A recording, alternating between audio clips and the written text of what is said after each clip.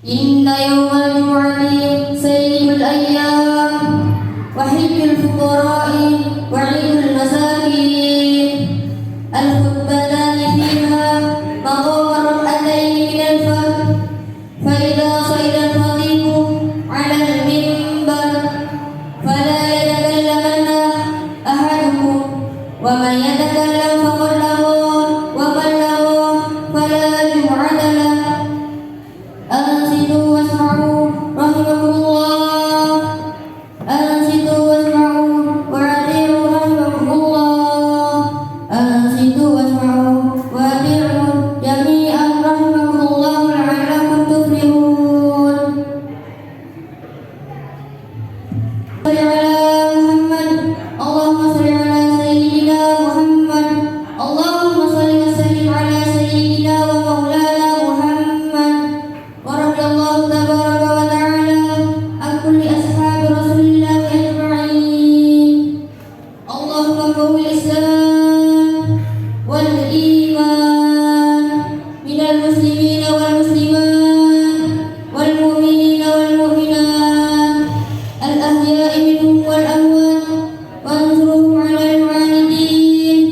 رب اختم لنا منك بالخير ويا خير الناصرين برحمتك يا أرحم الراحمين.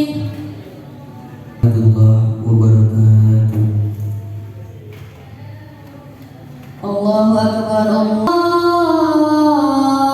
أكبر، الله أكبر.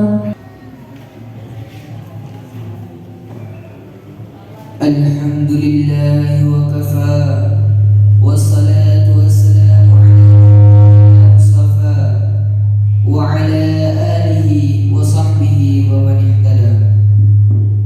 اللهم صل على سيدنا محمد وعلى آل سيدنا محمد.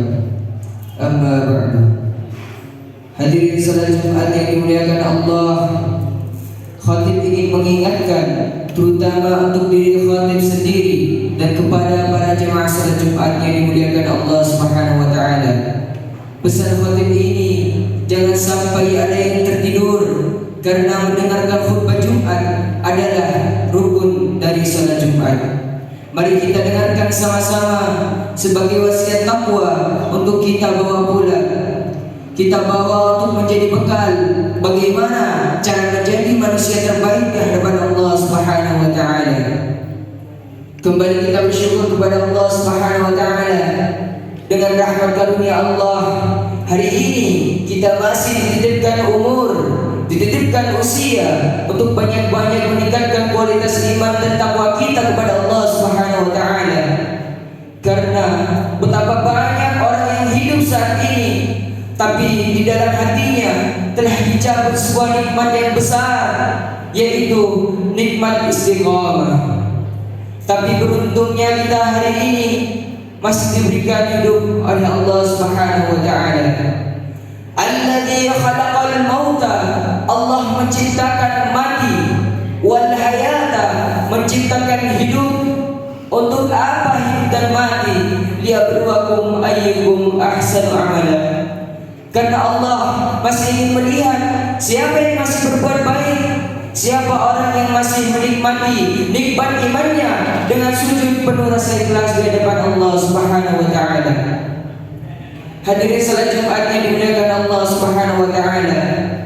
Hari ini saudara kita yang ada di Palestina sedang berada dalam goncangan yang besar, ditindak, didegang, ingin diambil buminya oleh orang-orang Israel yang tidak beriman kepada Allah Subhanahu wa taala. Kalau kita tidak peduli kepada saudara kita yang ada di Palestina, berarti telah hilanglah satu surah dalam Al-Qur'an. Subhanalladzi asra bi 'abdihi laila minal masjidil haram ila al-masjidil aqsa. Di Palestina ada yang namanya Masjid Al-Aqsa. Di situ dulu baginda Nabi Muhammad sallallahu alaihi wasallam menginjakkan kakinya yang mulia ketika akan menerima berita salat dari Allah Subhanahu wa taala.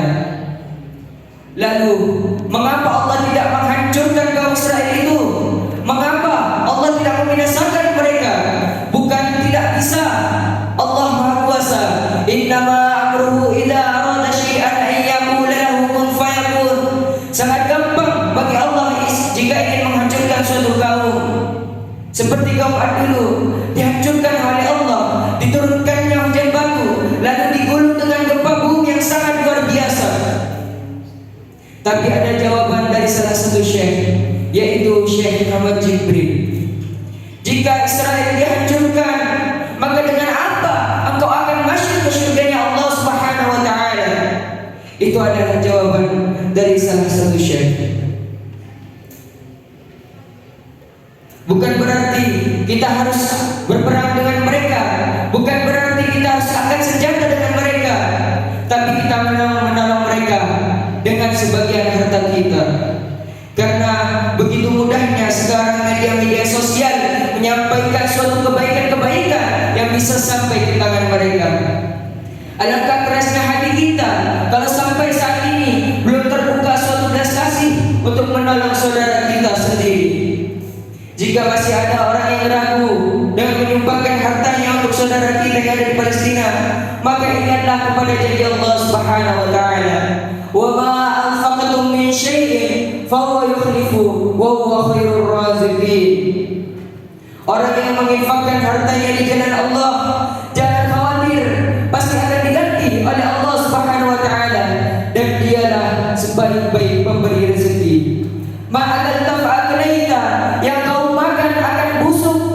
Wa man labista fa'aknaita, yang kau pakai akan nabung. Wa ma tasaddaqta fa'akbaita, yang kau sedekahkan itulah yang akan kau bawa untuk menghadap Allah Subhanahu wa taala. Daripada harta kalian gunakan untuk bersenang-senang, alangkah lebih baiknya kalian gunakan untuk membantu saudara kita yang sedang membutuhkan. Ya ayyuhalladzina amanu lima taquluna ma la taf'alun, kabura maqtan 'indallahi an taqulu ma la taf'alun. Hai orang-orang yang beriman, kenapa kamu mengatakan apa yang tidak kamu kerjakan?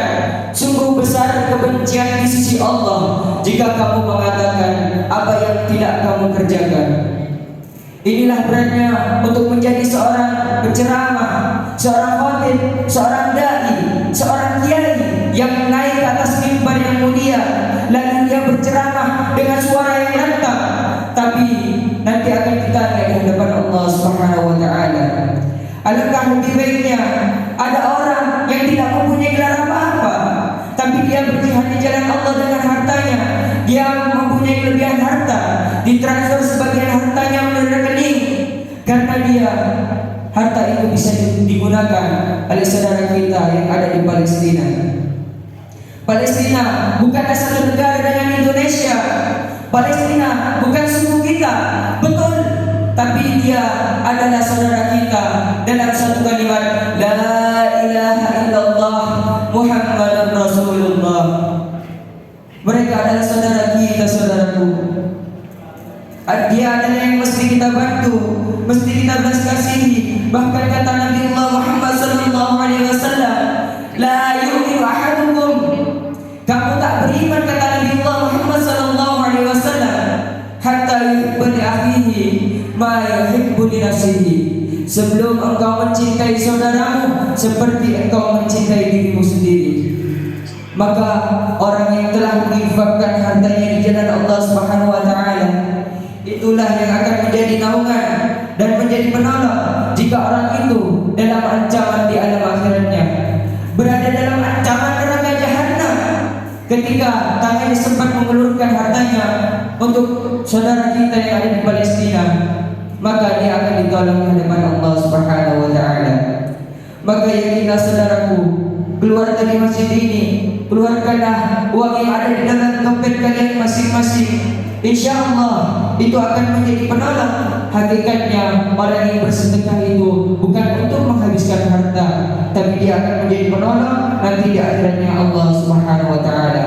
Barakallahu li wa lakum fil Qur'anil azim wa taqabbal tilawatahu innahu was-sami'ul 'alim. Alhamdulillah hamdan kama amar, wa asyhadu an la ilaha illallah wahdahu la syarika lah irghaman liman jahada bihi wa kafar, wa asyhadu anna sayyidana Muhammadan 'abduhu wa ورسوله سيد الإنس والبشر. اللهم صل وسلم على سيدنا محمد وعلى آله وصحبه ما اتصلت عين بنظر وأذن بخبر. أما بعد، فيا أيها الناس اتقوا الله تعالى وذروا الفواحش ما ظهر منها وما بطن وحافظوا على طاعته. حضور الجمعة والجماعة واعلموا أن الله أمركم بأمر بدأ فيه بنفسه وثنى بملائكة قدسه فقال تعالى: ولم يزل قائلا عليما إن الله وملائكته يصلون على النبي يا أيها الذين آمنوا صلوا عليه وسلموا تسليما. اللهم صل وسلم على سيدنا محمد وعلى آل سيدنا محمد كما صليت على سيدنا إبراهيم وعلى آل سيدنا إبراهيم في العالمين إنك حميد مجيد. اللهم وارض عن الخلفاء الراشدين الذين قضوا بالحق وكانوا به يعدلون: أبي بكر وعمر وعثمان وعلي، وعن الستة المتممين من عشرة الكرام، وعن التابعين وتابع التابعين ومن تبعهم بإحسان إلى يوم الدين. اللهم لا تجعل لأحد منهم في عنقنا ظلمات ونجنا بحبهم من أحوال يوم القيامة. اللهم أعز الإسلام والمسلمين وأحرق الكفرة المشركين وأعلي كلمتك إلى يوم الدين. اللهم آمنا في دورنا وأصلح ولاة أمورنا واجعل اللهم ولاياتنا في من خاف واتقى. اللهم اغفر للمسلمين والمسلمات والمؤمنين والمؤمنات الأحياء منهم والأموات برحمتك يا واحد العافية. اللهم ارفع عنا البلاء والوباء والربا والزنا والزلازل والمحن وسوء الفتن ما ظهر منها وما بطن عن بلدنا هذا خاصة وعن سائر بلدان المسلمين عامة يا رب العالمين. ربنا آتنا في الدنيا حسنة وفي الآخرة حسنة وقنا عذاب النار. عباد الله، إن الله يأمر بالعدل والإحسان وإيتاء ذي القربى وينهى عن الفحشاء والمنكر والبغي يعظكم لعلكم تذكرون. فاذكروا الله العظيم يذكركم واسألوه من فضله يعطكم ولذكر الله عز وجل أكبر. Assalamualaikum warahmatullahi wabarakatuh. Waalaikumsalam warahmatullahi wabarakatuh.